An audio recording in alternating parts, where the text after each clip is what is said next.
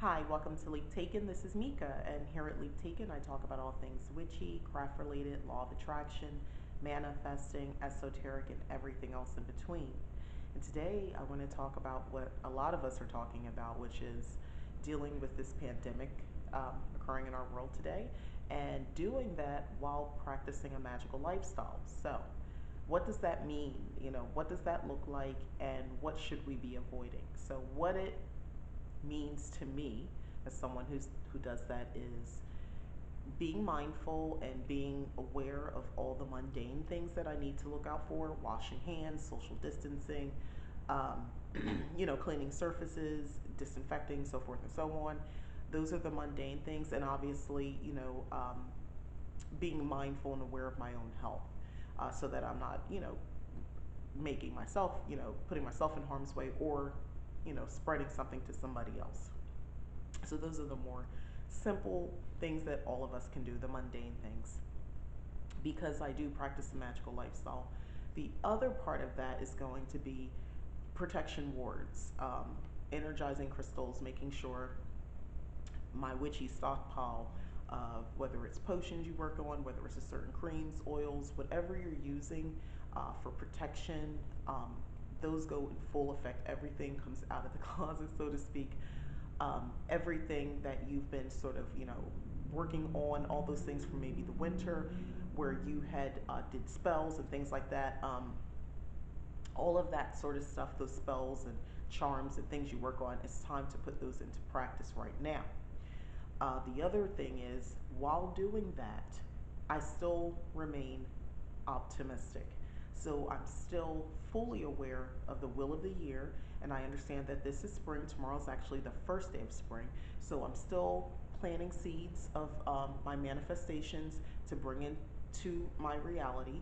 I'm still simultaneously working on creating um, new things, new paths, new journeys, and or bringing back things that have been set aside and put down from maybe last season, last spring or last summer. I'm re-energizing, so I'm still keeping that optimism while I'm still in a very protective mode at the same time.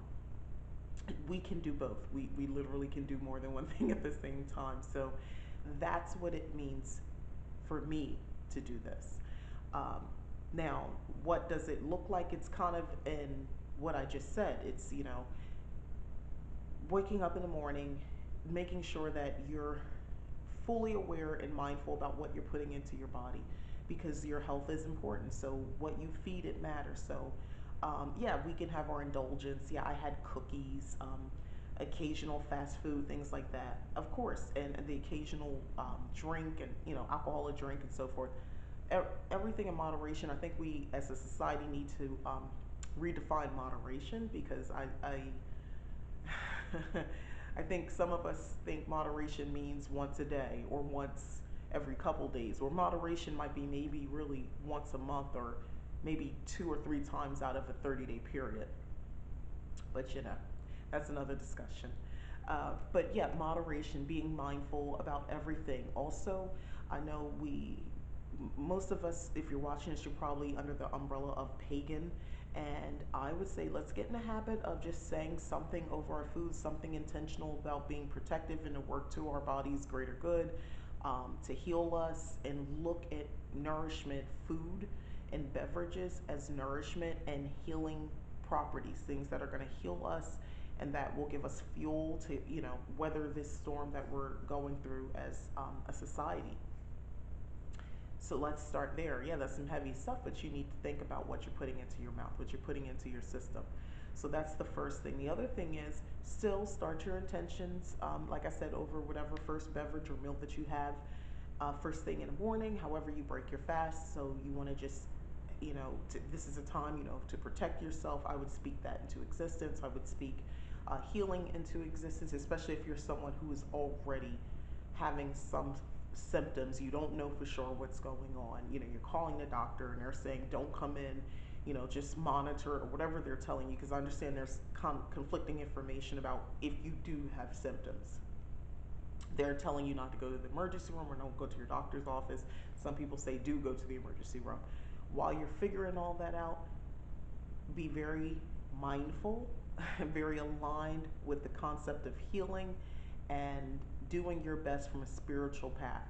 Still follow through with the protocols, what you're supposed to do. That's being smart, but also there's something to be said about psychically, um, which is, I guess that's where Reiki comes into play, that type of thing, or any sort of holistic healing. It's the whole mind, body, spirit thing. So just stay in a rhythm and in alignment with healing. And I would start my intentions off with that, vibrating on that frequency of healing. So that's how it looks. Of course, throughout the day, as you're getting new information from the news and maybe social media, which can induce panic, hence the toilet paper situation.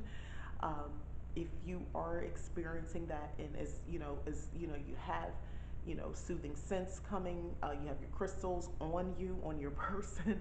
A lot of us ladies put them in our bra, so it's directly up against your body, and you're still having these feelings, these strong emotions of panic and anxiety coming through.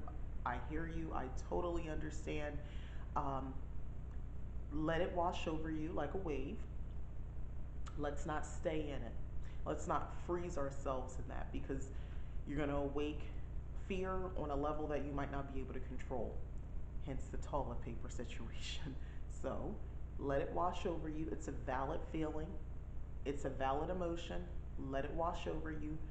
Release it, okay? And let's get back to rational and logical thinking and going back to our arsenal of what we know for sure as far as practicing witchcraft. Okay.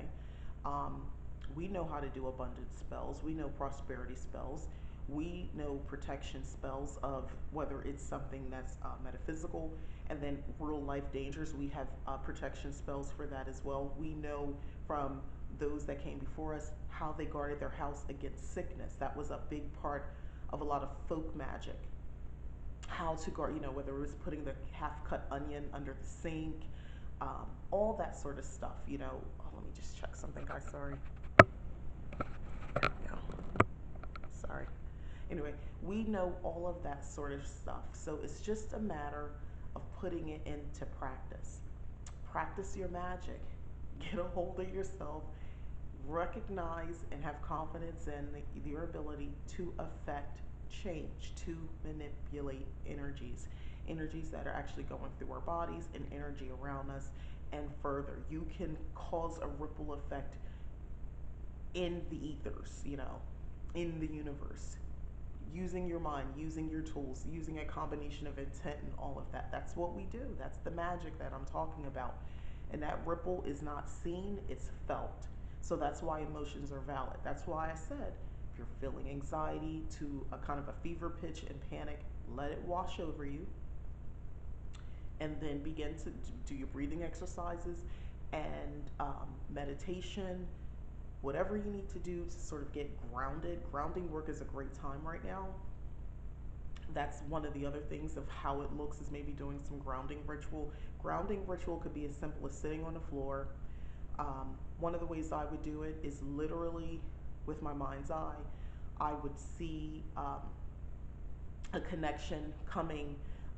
It's like starts from my mind's eye, and I can feel through my heart, through the rest of my body, vines, kind of like tree roots, coming through, reaching out from under me, out of my hips, out of my backside, going, my hips, my thighs, and so forth, because that's the part making contact with the floor, and out of my spine, going into the earth, and I can see it past the first layers of the earth, whether it's my flooring, what I understand to be, soil and water, and going into the core of the earth.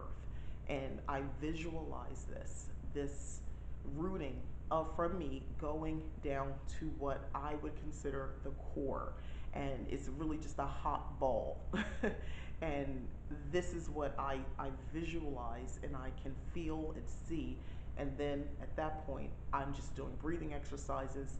And the purpose of grounding is, one, I'm releasing energy, that panic, that anxiety, I'm releasing it. It's going through the vines, and it's going where it can be held in the center of this planet in Earth. So I have it going there. Then when I feel like I'm good, I feel like I've gotten that out to rejuvenate. I feel like I then get energy to come back in, energy, positive energy, healing energy, or just energy to be used for healing or for positivity. And when I feel like that's complete, then I see the roots coming back up, slowly, slowly coming back up. Everything's going back in place, and then I can release. And usually with just a long breath out when I'm done. So this is one of the most effective ways I have of grounding. It doesn't take a long time. It can if you want it to. You can really spread this out and make this a little bit more with music and incense, candles, and so forth. But this is how I've been doing it for years. This has been a great grounding ritual that I've been able to do, and it really helps a lot. So you can also do this while lying down, if not sitting on the floor, lying on a bed. See those roots that I'm talking about with your mind's eye, envision them. Even if you're on the second floor of a home or several floors up, see it coming all the way down, going directly into the earth. So that's how it looks, living a magical lifestyle and dealing with the pandemic. That's how it looks for me. And of course, um, you know, the other side of this is when we are dealing with someone who is sick, whether it's someone, who is, part of a pre-existing condition or, a compromised immune system, and they've been affected, or they're just sick anyway, we're dealing with the sick. Healing is everything, but you do need to rejuvenate yourself. You do need to remember to take care of self. Self-care is very important, and I'm an advocate of ritualizing self-care. Every Thursday I call it hair day. It's become a ritual for me, the entire process. If a mundane is looking at it and or a muggle, if they're looking at it from the outside, it just looks like I'm just following certain tasks. It doesn't, you don't see anything spiritual about it.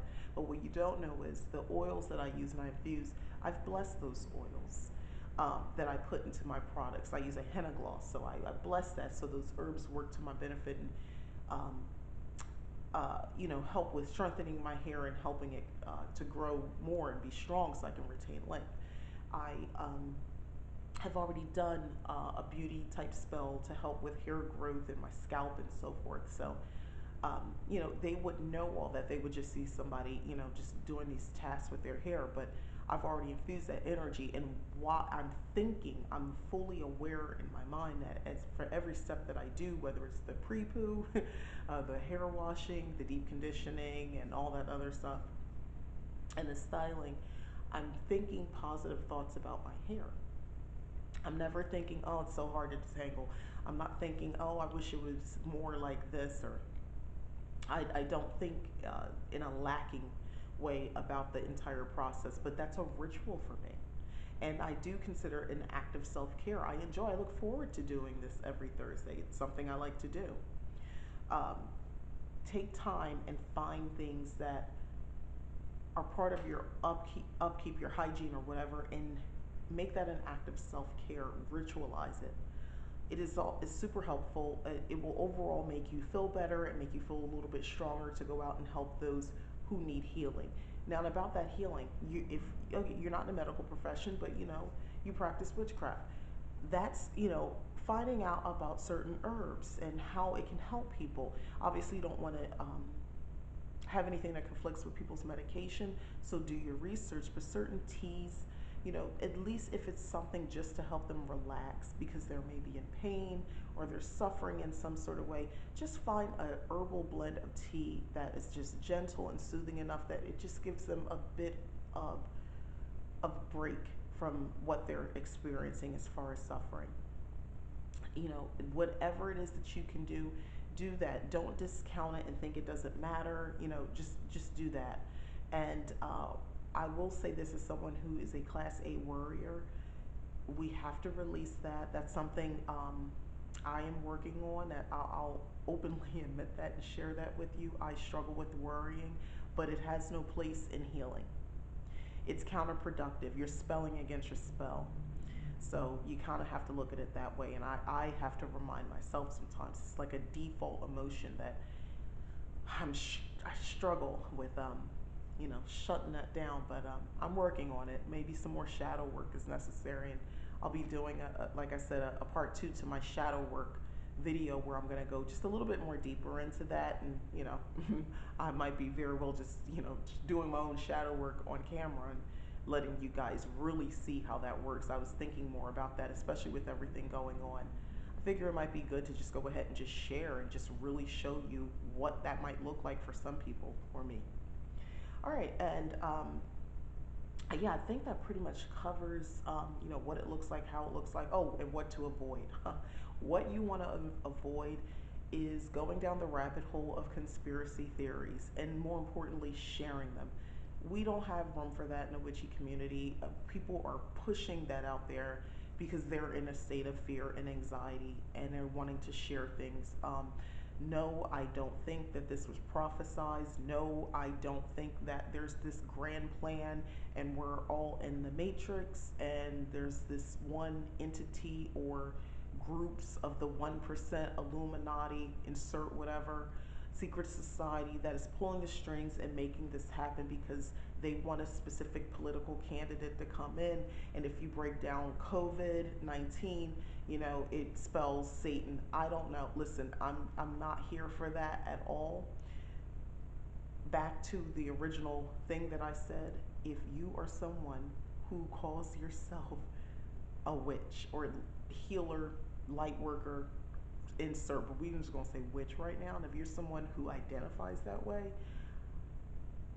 you are aware of different competing interests and different wills at play. We are. But you should have confidence in your magic and your fellow witch, especially people you know, even if you know them virtually, but they're about living a good life as best as they can and practicing their magic to their greater good and those around them. Most of us are really just about it leveling up ourselves and our family, protecting us, and just getting through this life with enjoyment, with grace, and all of that sort of stuff, practicing our magic. That's what a lot of us want to do, with an occasional hex thrown in here or there. But that's most of what we're trying to do, right? So if that's the case, it's hard to make room for that. There's something else at play. There's something bigger at play. Well, I speak to higher life forms, different frequencies of energy, and I am not being given that information. And it's not that I don't believe that others are. I just think it's all made up. I think they're more comfortable with believing there's somebody always in control, whether it's the Christian God or whether it's the devil or whether it's the top 1% or whether it's the government or the Illuminati or secret society or whatever else that I haven't come across yet. It's important for them to believe someone is always in control, because if not, then everything is too random and everything is too up in the air and it scares them. And just because they call themselves a witch or they practice magic or they have a huge following does not mean that they still don't fit what I'm talking about. Pay attention to that. They're scared too. And there are people who maybe just like to spread this information for likes and for more subscribers or whatever, for attention or what they say now, for clout. There's that part. That's what we want to avoid. We want to avoid feeding into that and being one of those people right now, because you have a lot of folks out here who don't trust media, don't trust mainstream media, and they don't believe the CDC because you got a lot of these goofy witches out here saying things and as if they know it for a fact about everything being planned and this is what they want us to do. And again, the they is always, that list of people I said, the 1%, the government, the Illuminati, the secret societies or whatever, who insert whatever, the they. So they don't want us to do this, or they want us to act, panic because China sells all the toilet paper or whatever the craziness that is going on that people are spewing, and other people are eating it up and then they're spreading it out further. Keep calm and be a witch. Keep calm and be a witch. You are powerful. You would have access to the same level of download that they're receiving from whoever they're saying or whatever they're receiving it from. You should also have access to that same download of information. A lot of us should. So my problem with that is what you're saying doesn't align with anything my ancestors are saying to me or communicating or showing me, and my fellow witch and their fellow witch friend, and so forth and so on. There's a whole group of us who, I'm sorry, we don't believe you. You need more people.